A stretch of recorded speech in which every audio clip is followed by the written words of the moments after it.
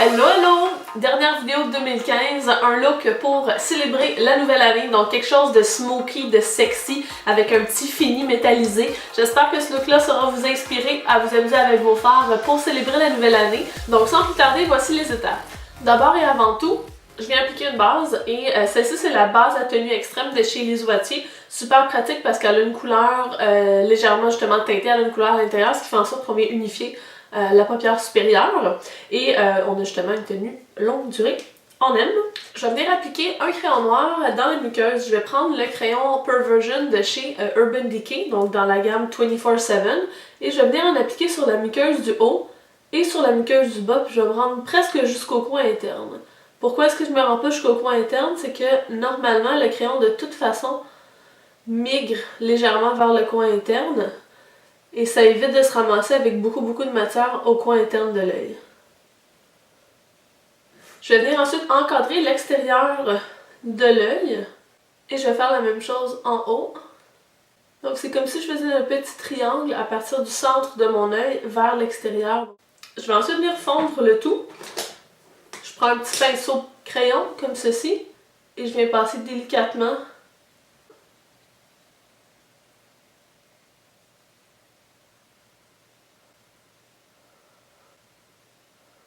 En ayant fait ceci, je me retrouve à donner déjà un début de forme au maquillage que je vais faire par la suite, et c'est que les couleurs que je vais appliquer en fard poudre par-dessus vont tenir davantage et vont être encore plus foncées parce qu'on veut vraiment avoir un ras de cils qui est très opaque, très noir.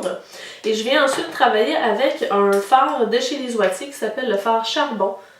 Donc c'est la couleur charbon, comme son nom l'indique, et je vais venir chercher un petit pinceau comme ceci. Donc celui-ci c'est le pinceau estompeur de chez Quo.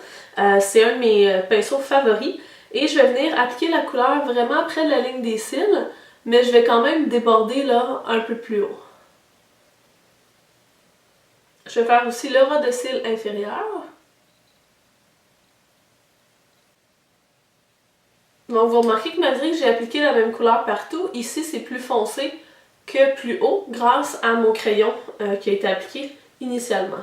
Je vais ensuite venir chercher un pinceau fluffy, celui-ci est déjà sale parce que j'ai fait l'autre œil. C'est le pinceau E25 de chez Sigma. Et je vais venir prendre le fard 378M de chez Inglot.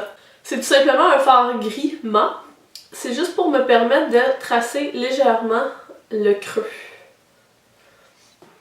Je vais ensuite venir chercher la palette Lorac Pro et le fard qui est juste ici, donc le fard noir, avec un pinceau biseauté.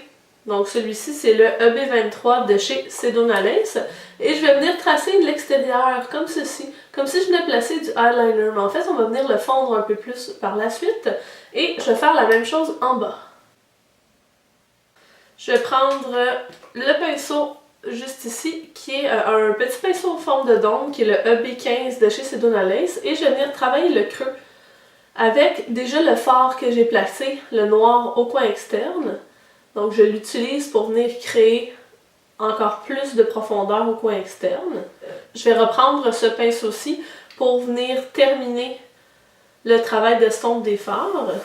Et là j'ai quelques petites chutes, un pinceau à garder proche de soi lorsqu'on fait des maquillages assez foncés. C'est un pinceau en éventail comme ceci et on vient tout simplement passer par-dessus les chutes en les soulevant. Donc ça permet justement d'avoir moins de marques dues à des chutes de fard. Donc là, la plupart des fards qu'on a utilisés étaient soit très foncés, soit mat, ce qui crée beaucoup de profondeur. Et là, on va aller chercher un petit peu de luminosité, quelque chose qui va donner plus justement de lumière au regard. Et pour ce faire, je vais prendre la couleur Pewter, qui est juste ici, de la palette de Lorac Pro. Je vais en prendre un tout petit peu avec un pinceau en forme de dôme, celui-ci c'est le pinceau définissant des Oitiers. Et je vais venir juste passer légèrement dans mon creux, donc ça va venir déposer une couleur un peu plus taupe et des légères paillettes, donc ça rend le maquillage un peu moins dur. Et je vais ensuite prendre un pinceau pointu comme ceci, un petit pinceau crayon, celui-ci c'est le 212 Wavy de chez Makeup Forever. Et je vais prendre le fard Gold qui est juste ici. Donc je vais prendre n'importe quel fard doré et je vais venir en placer légèrement au coin interne comme ceci. Et quand je dis légèrement, c'est juste un soupçon pour que ça vienne se mélanger avec le charbon qu'on avait déjà placé à cet endroit-là. Et je vais reprendre le pinceau définition des oitiers avec lequel j'ai appliqué le pewter.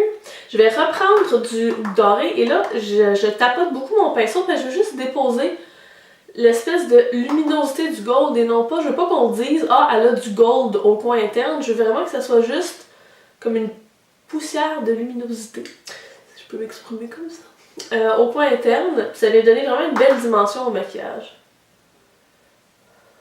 Donc voilà, je sais pas si vous constatez la petite différence. Et finalement, on va venir chercher le fard crème. Donc c'est un fard qui est mat, à peu près la couleur de la peau. Optez pour celui de votre choix. Et je vais venir tout simplement terminer mon estompage en dessous du sourcil parce qu'il était un tout petit peu croche à cause de mes mouvements de pinceau. Et après ça, ben, c'est juste du petit travail de finition si vous voulez que la ligne soit un petit peu moins franche entre les deux couleurs, comme ceci. Et ensuite de ça, il va juste vous rester à appliquer du mascara. J'ai choisi un mascara que j'aime vraiment beaucoup pour faire des looks dramatiques. C'est le mascara Perversion de chez Urban Decay. Donc il y a une brosse très touffue, une matière qui colle bien aux cils sans nécessairement créer de grumeaux, qui donne beaucoup de volume. Donc je vous le conseille vivement pour vos looks de soirée. Je vous suggère vivement de toujours traîner avec vous un petit pinceau comme ceci lorsque vous faites des maquillages très foncés, surtout si vous avez mis du crayon dans la muqueuse, parce que souvent la matière voyage vers le coin interne et c'est pas très joli quand on a comme un moton noir dans le coin interne.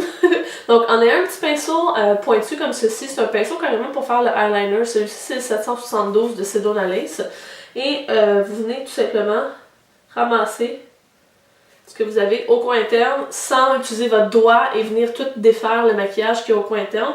C'est particulièrement intéressant quand vous êtes venu faire une petite touche de lumière au coin interne, ce qu'on n'a pas fait aujourd'hui, mais je vous empêche pas de le faire, ça peut être super joli. Je voulais rester un petit peu plus foncé. Et là, comme c'est un maquillage qui est assez intense au niveau des yeux, on opte pour quelque chose de nude sur les lèvres. J'ai pris le Petal Pink de chez Clarins que j'ai diminué un tout petit peu avec du cache-cerne, donc pour que ce soit un petit peu plus neutre, un peu moins rose. Et je vais venir refaire un tout petit peu mon anti-cerne parce que bien souvent, avec les petites chutes, on a beau les avoir essuyées comme il faut avec le pinceau éventail, on a quand même parfois quelques ombres. Donc vous pouvez remarquer ici de ce côté-ci, j'ai une zone d'ombre qui, malgré un petit essuyage comme ceci, ne part pas. Donc je vais venir réappliquer un tout petit peu de correcteur. Et ensuite de ça, le tour va être joué. C'était donc mon idée de look pour le nouvel an, donc quelque chose d'assez sexy, d'assez foncé. J'espère que ça vous a plu. J'en profite pour vous souhaiter une excellente fin de journée et surtout une excellente nouvelle année. Donc on se revoit en 2016. Bye bye!